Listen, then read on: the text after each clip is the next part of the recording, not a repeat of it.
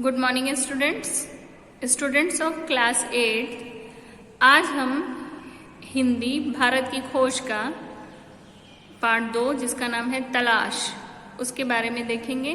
आपको याद होगा पिछली क्लास में हमने जो लिया था क्लास, उसमें मैंने आपको अहमदनगर के किले के बारे में बताया था कि नेहरू जी ने वहाँ पर अपने जीवन के कुछ महीने गुजारे थे कारावास में, और जहाँ पे उन्होंने जो अनुभव किया था वो वहाँ पर लिखा था, जिसमें चांद बीबी के बारे में, एक जो साहसी महिला थी, और वहाँ के बाकी चीज़ों के बारे में वर्णन किया है। यहाँ पर भारत के अतीत की झांकी दिखाई जाएगी आपको, जिसके बारे में लिखा है नेहरू जी ने। मोहनजोदड़ो के बारे में बताया जाएगा, भारत की शक्ति और सीमा के बारे में बताया जाएगा। ठीक है, भारत की तलाश, भारत माता, भारत की विविधता और एकता, शारीरिक रूप, विविधता में शारीरिक रूप, भाषा, बोली, पहनावा, धर्म, जाति, संस्कृति और सभ्यता के बारे में, जन संस्कृति में रामायण और महाभारत के बारे में, इतनी चीज़ों के मुख्य बिंदुओं के बारे में हम पढ़ेंगे। देखते हैं हम अपनी किताब में। बीते हुए सालों में मेरे मन में भारत ही भारत रहा। इस बीच मैं बराबर उसे समझने और उसके प्रति अपनी प्रतिक्रिया का विश्लेषण करने की कोशिश करता रहा हूँ। मैंने बचपन की ओर लौटकर याद करने की कोशिश की।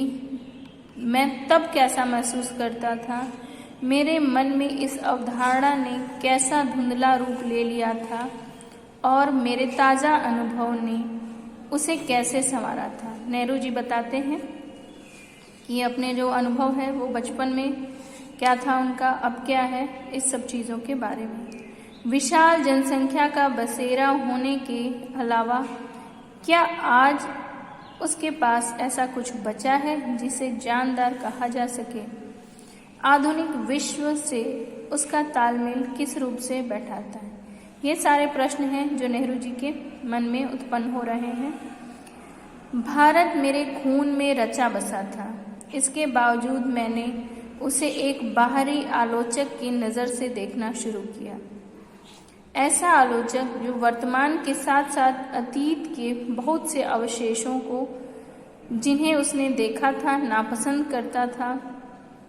एक हद तक मैं उस तक पश्चिम के रास्ते से होकर पहुंचा था। ठीक है, वह बहुत कुछ जो सार्थक है, तो भारत का वजूद उस रूप में नहीं होता जैसा आज है, और वह हजारों वर्ष तक अपने सभ्य अस्तित्व की पहचान इस रूप में कदापि बनाए नहीं रखता था। वह विशेष तत्व आखिर क्या है? ये सारी बातें जो हैं, नेहरू जी के मन में प्रश्न उठते रहे, क्योंकि वह क्या कर रहे थे, एक गंभीर मुद्दे पर और एक चीज़ का एकदम अच्छे से उसका मतलब एक तरह से भारत को वो पढ़ रहे थे। ठीक है, यहाँ पर उन्होंने मोहनजोदड़ो के बारे में वर्णन किया है। मैं भारत के उत्तर पश्चिम में स्थित सिंधु घाटी में मोहनजोदड़ो के एक टीले पर खड़ा था। मेरे चारों तरफ उस प्राचीन नगर के घर और गलियां बिखरी थीं, जिसका समय 5000 वर्ष पहले बताया जाता है। साथ ही यह भी कहा जाता है कि वहाँ एक प्राचीन और पूर्णतः विकसित सभ्यता थी। ये आप भी जानते होंगे कि मोहनजोदड़ो के कार्यकाल में जो मोहनजोदड़ो स्थान था, वहाँ पर क्या था, एक पूर्ण सभ्यता थी, सभ्यता बसी हुई थी। ठीक है, यह विचार आश्चर्यचकित कर देता है कि कोई संस्कृति या सभ्यता इस प्रकार 5-6 हजार वर्ष या उसमें से भी कुछ अधिक समय तक निरंतर बनी रहने, वह भी बराबर परिवर्तनशील और विकासमान रहकर फारस, मिस्र, ग्रीस, चीन, अरब, मध्य एशिया और भूमध्य सागर के लोगों से उसका बराबर निकट संपर्क रहा। यद्यपि भारत में उन्हें प्रभावित किया और स्वयं भी उससे प्रभावित हुआ, फिर भी उसका संस्कृति आधार इतना मजबूत था कि वह हिला नहीं, वह मजबूती का रहस्य बना। ठीक है, इस सब चीज़ों के बारे में देखते हैं। आगे बोलते हैं, मैं पूर्वी एशिया, अंगकोर, बोरोबुदुर और बहुत सी जगहों में भारत की उपलब्धियों के बारे में सोचने लगा। मैं उस हिमालय पर घूमता रहा जिसका पुराने मिथकों और दंत कथाओं के साथ निकट संबंध है। ठीक है, ये बताते जा रहे हैं अपने अनुभवों को। ठीक है, यहाँ की नदियों के बारे में, बाकी चीज़ों के बारे में देखते हैं आगे। इंडस या सिंधु, जिसके आधार पर हमारे इस देश का नाम पड़ा इंडिया और हिंदुस्तान, और जिसे पार करके हजारों वर्षों से यहाँ जातियाँ और कबीले, काफिले और फौजें आती रहीं। ब्रह्मपुत्र इतिहास का मुख्य धारा से लगभग कटी हुई वह पुरानी कहानियाँ आज भी जीवित हैं। ठीक है, मतलब एक पीढ़ी ने दूसरी पीढ़ी को सुनाया, ऐसे ही पौराणिक कथाएं बनती ये सारी चीज़ें आज भी आधुनिक युग में भी जीवित हैं। ठीक है, प्राचीन काल से आधुनिक युग तक गंगा की गाथा भारत की सभ्यता और संस्कृति की कहानी। कई सारे स्मारक हैं जो भग्नावशेष, मतलब टूटी फूटी मूर्तियों के रूप में भित्तियों माने दीवार होता है, भित्ति चित्रों में देखा जा सकता है। अजंता, एलोरा, एलिफेंटा की गुफाओं में और अन्य स्थानों पर देखा। मैंने आगरा और दिल्ली में कुछ समय बाद बनी खूबसूरत इमारतों को भी देखा, जहाँ का प्रत्येक पत्थर भारत के अतीत की कहानी कह रहा था। ठीक है, अब यहाँ बताते हैं नेहरू जी, मैं अपने शहर इलाहाबाद में या फिर हरिद्वार में महान स्नान पर्व कुंभ के मेले में जाता हूँ, देखता हूँ कि वहाँ अब भी सैकड़ों हजारों तादाद में लोग वैसे ही जैसे हजारों वर्ष पूर्व या स्नान करने आते थे, आज भी वैसे ही भारत के हर कोने से आते हैं। चीनी यात्रियों और कुछ दूसरे लोगों द्वारा लिखे इन पर्वों का वर्णन आता है। मतलब वो बता रहे हैं कि आज भी जो मैं देख रहा हूँ, कुंभ स्नान होता है, महाकुंभ होता है, ये चीन के बड़े बड़े विद्वान जो हैं उन्होंने अपने पुस्तक में भी इसका वर्णन किया है। मतलब कि यह पुरानी सभ्यता है जो आज भी जीवित है। ठीक है, आस्था है लोगों की जिसके लिए लोग खिंचे चले आते हैं पूरे भारत देश से।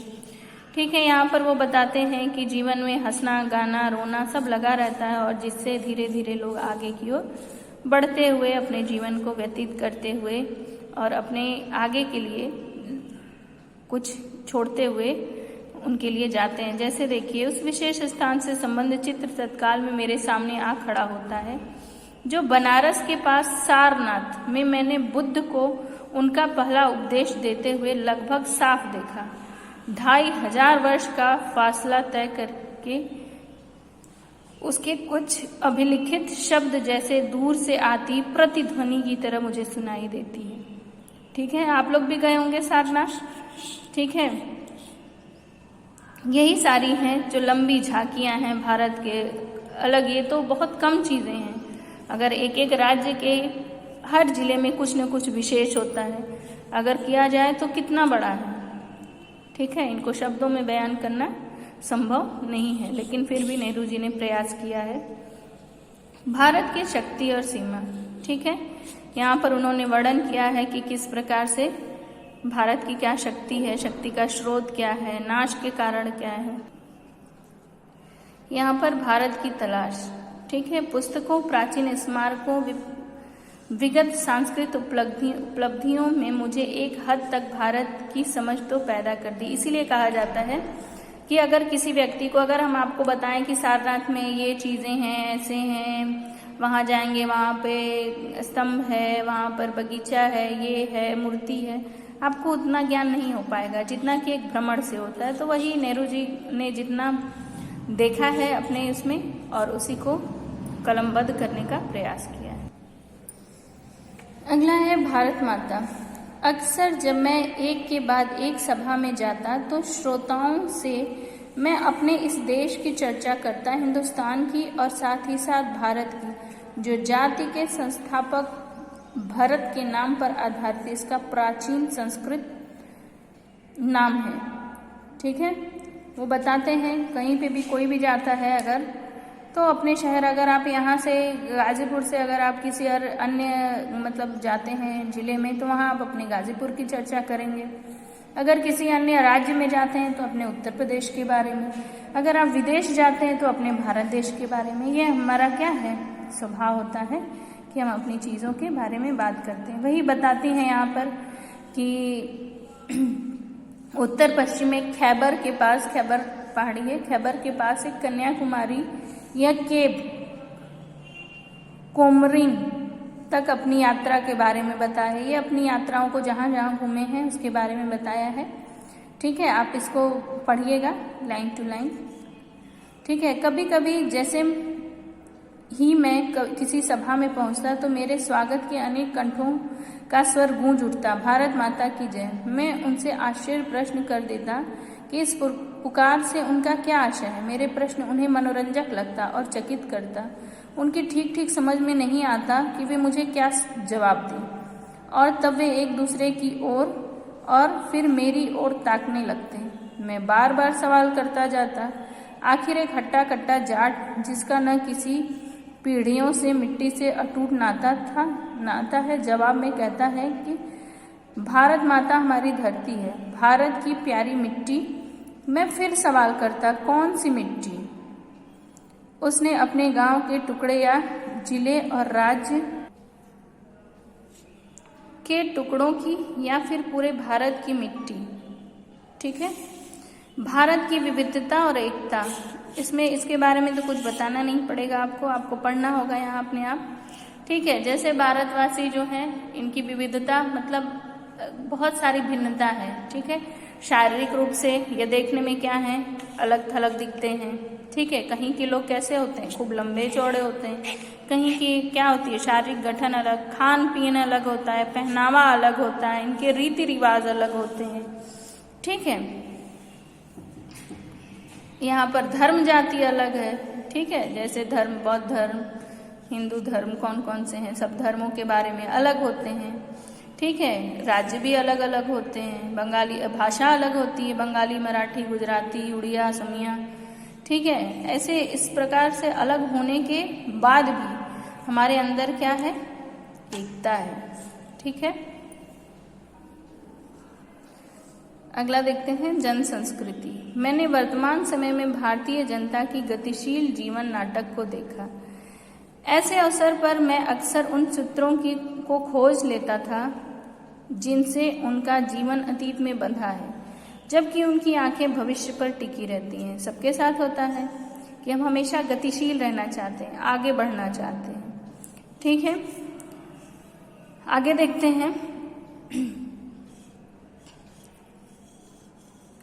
इस पृष्ठभूमि में लोक प्रचलित दर्शन, परंपरा, इतिहास, पुरा कथा का मेला था। ठीक है, पूरी तरह अशिक्षित और निरक्षर लोग भी इस पृष्ठभूमि के हिस्सेदार थे। लोक प्रचलित अनुवादों की टीका टिप्पणियों के माध्यम से भारत में प्राचीन महाकाव्य रामायण और महाभारत और अन्य ग्रंथ भी जनता के बीच दूर दूर तक प्रसिद्ध थे। ठीक है, क्योंकि वो क्या मानते थे, उन्हीं को अपना आदर्श मानते थे। चारों ओर गरीबी और उससे पैदा होने वाली अनगिनत विपत्तियां फैली थीं और इनकी छाप हर माथे पर थी, मतलब हर व्यक्ति इससे जूझ रहा था। जिंदगी को कुचलकर विकृत और भयंकर रूप दे दिया गया था। इस विकृति से तरह तरह के भ्रष्टाचार पैदा हुए और लगातार अभाव और असुरक्षा की स्थिति बनी रहने लगी। यह सब देखने में सुखद नहीं था, पर भारत की असलियत यही थी। स्थितियों को समर्पित भाव से स्वीकार करने की प्रवृत्ति प्रबल थी, पर साथ ही एक प्रकार की नम्रता और भलमानसता थी जो हजारों वर्ष की सांस्कृतिक विरासत की देन थी, जिससे बड़े से बड़ा दुर्भाग्य भी नहीं मिटा पाया था। ठीक है, यहाँ पर नेहरू जी कहना चाह रहे हैं, ये हकीकत है भाई, अंग्रेजों ने एकदम लूट कर खाली कर डाला था हमारे देश को। गरीबी थी, भुखमरी थी, जिसके कारण से अशिक्षा था, सब कुछ था, लेकिन उसके बावजूद जो भारतीय संस्कृति है जिसके लिए हम जाने जाते हैं वो अभी भी जिंदा थी। ठीक है, इसी के साथ आज की कक्षा समाप्त करते हैं। अच्छे से इस पाठ को पढ़िएगा। धन्यवाद।